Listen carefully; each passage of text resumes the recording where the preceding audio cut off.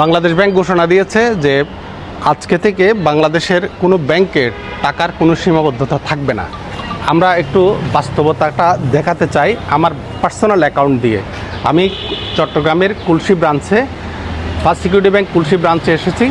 আমি একটু দেখাতে চাই আপনাদেরকে বাংলাদেশ ব্যাংকের এই সার্কুলার তারা মানতে পারছে কিনা এবং বাস্তবতা কী, একটু আমি আপনাদেরকে দেখাতে চাই। চলেন।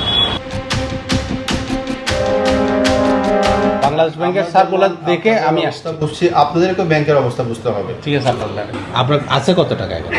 আমার এখানে 17 লাখ টাকার মতো আছে।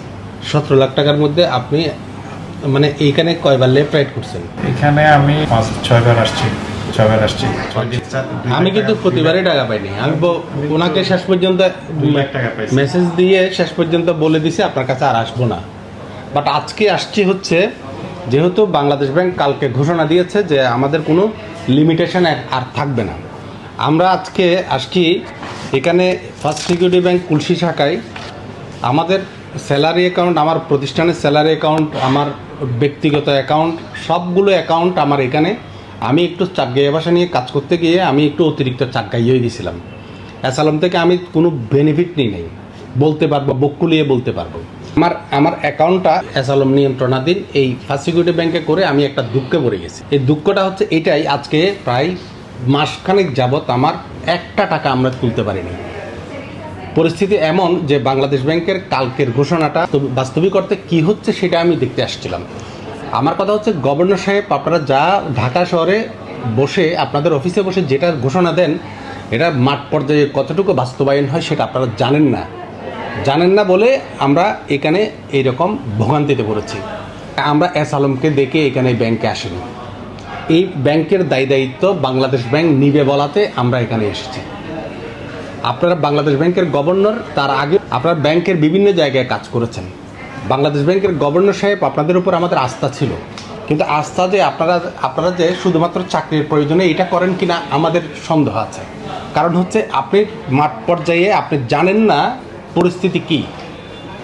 কালকে আপনি ঘোষণা দিলেন, আজকে আপনি এই ব্যাংকে পরিষদ ভেঙে দিলেন, আপনার সব কিছু ভেঙেই দিলেন। এস আলম থেকে আপনার ব্যাংকটা নিয়েই গেলেন, কিন্তু আপনি চেয়ার একটা দিয়ে লাভ কি? আপনি যদি ওখানে ক্ষমতা না দেন, আপনার যদি টাকা বেশি না দেন, এইসব বিষয় নিয়ে আমাদের আজকে বিব্রতকর অবস্থায় পড়তে হয়েছে। এই যেমন উনি না শুধু, এখানে অনেকগুলো মানুষকে আমি দেখেছি। বাট প্রত্যন্ত অঞ্চলে আমরা খবর নিয়েছি কোনো ব্যাংকে 20,000 টাকার উপরে কেউ দিতে পারতেছে না। আর আপনারা ওখানে বসে বলতেছেন সব টাকা নিতে পারবেন আপনি। আপনাদের এই ক্ষমতার রঙিন চশমাটা খুলে ফেলেন, বাস্তবতা কি সেটা আপনারা অনুধাবন করুন। এখন আমাকে উনি বলছেন আমাকে 50,000 টাকা, তাও আবার আমার এই ক্যামেরা দেখেই বলতেছেন। এমনি নর্মালি আপনি পাবলিককে কত টাকা করে দিচ্ছেন? আপনার যেহেতু গভর্নর সাহেব বলছে আপনার পেনিক করে টাকা তুলবেন না, বাট আমরা সবাই যদি পেনিক করে যদি একটা ব্যাংকের মধ্যে যাই, কোনো ব্যাংক, ওয়ার্ল্ডের কোনো ব্যাংক নেই একসাথে এতগুলো রিকোয়ারমেন্ট মিট করতে পারবে। আমি আসছিলাম 5 লাখ টাকার জন্য, বাট আমাকে দিচ্ছে হচ্ছে 50,000 টাকা, তাও আবার আমাকে দেখে। আজকে বাংলাদেশ ব্যাংক যেটা ঘোষণা দিয়েছেন সেটা বাস্তবায়ন হচ্ছে না। এখানে ধরেন আমি অনেকগুলো ক্লায়েন্টকে দেখেছি যারা 20,000 টাকার উপরে তুলতে পারবে না বলে সরাসরি দিয়ে দিয়েছে। অনেকে আগে খুবই এখান থেকে চলেই গিয়েছে। এটাই হচ্ছে বাংলাদেশ ব্যাংকের সার্কুলার বাস্তবায়নের চিত্র।